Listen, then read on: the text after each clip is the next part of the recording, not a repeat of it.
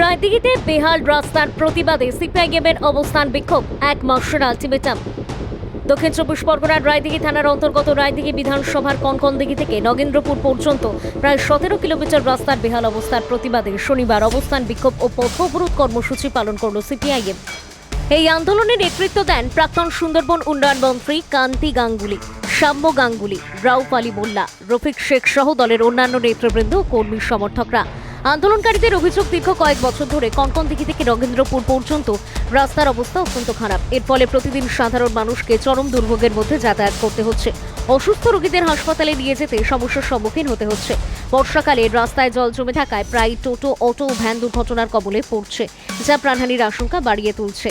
বিকেল প্রায় 3টে থেকে 5টা পর্যন্ত চলা এই পথ অবরোধের জেরে এলাকায় যান চলাচল ব্যাহত হয়। টোটো, অটো, ভ্যান চালকরা আন্দোলনের প্রতি সমর্থন জানিয়ে অবরোধে শামিল হন।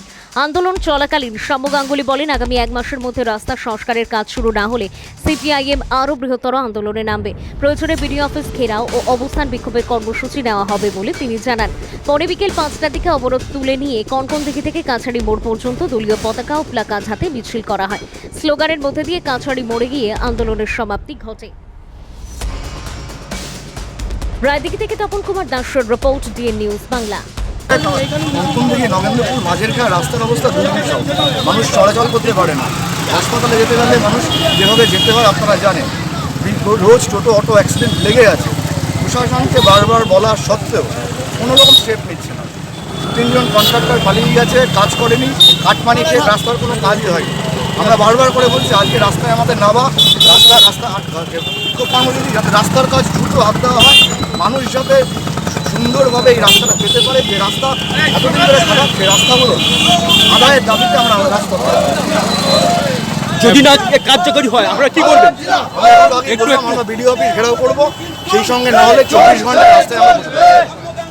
এছাড়া মথুরাপুরে যে হকার একটু স্টপ করো এই রাস্তা নিয়ে দাদা, বিগত তৃণমূল সরকার থাকাকালীন এই রাস্তা তো খারাপ ছিল জানা যাচ্ছে। এবার বিজেপি সরকার রাজ্যে ক্ষমতায় এসেছে, তারপরে কি রাস্তা হবে কি মনে করছেন? এখন কে বিজেপি আর কে তৃণমূল তো বুঝতে পারছি না। যিনি এখানে তৃণমূলের এমপি ছিলেন, তিনি এখন বিজেপির দিকে চলে গেছেন। আমরা সরকারের কাছে আশাবাদী, কাজ করতে হবে। কাজ যদি না হয় আমরা রাস্তায় নেমে দাবি আন্দোলনে করতে পারি। আমরা আশাবাদী সরকার, কিন্তু তার উত্তর না পাই আমরা রাস্তা অবরোধ করবো। 24 ঘন্টার জন্য আমরা এখানে আজকে কটা পর্যন্ত রাস্তা অবরোধ হলো? 3টে থেকে 5টা। এই যে মানুষ কি স্বতঃস্ফূর্তভাবে গ্রহণ করছে? স্বতঃস্ফূর্ত হবে, মানুষ ভুক্তভোগী, মানুষ চাইছে আগে রাস্তার কাজ হোক। আগে রাস্তা না হলে কি আন্দোলন কি আরো জোরদার হবে? নিশ্চয়ই আমরা বিডিও অফিসে অবস্থান যেরকম করবো বলেছি, আমরা এই রাস্তাতেই 24 ঘন্টা ধরে অবস্থান করবো। Thank you.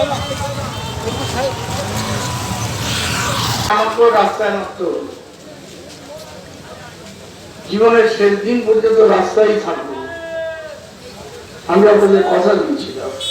হারা যেটা কথা নয়, সুন্দরবন ছেড়ে আমি যাব না।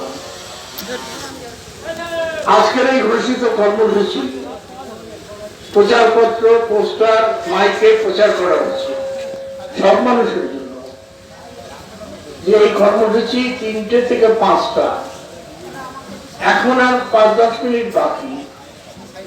এই 5-10 মিনিট যারা টোটো চালক বা যারা যাত্রীবাহী গাড়িতে আছেন, একটু কষ্ট করুন আপনাদের জন্য। আমাদের কোনো ব্যক্তিগত স্বার্থ নয়। সরকার যাতে এই কাজটা দ্রুত ভালোভাবে করে, তার জন্য এই দাবি। রাস্তায় নামতে হয়, রাস্তায় নেমেই দাবি আদায় করতে হয়। আজ সকালবেলায় শুনলাম আমাদের কর্মসূচি এখানে হবে বলে প্রশাসন নড়ে চড়ে বসেছে। সেটা পাকাপাকি নড়ে চড়ে বসা না। আজ সকালবেলায় আমাদের এই বিক্ষোভ হবে, অবরোধ হবে 2 ঘন্টা। সকালবেলায় জেসিবি গাড়ি নিয়ে একটু পাথর বাড়ি দিয়ে জোড়া চাপি দিচ্ছে।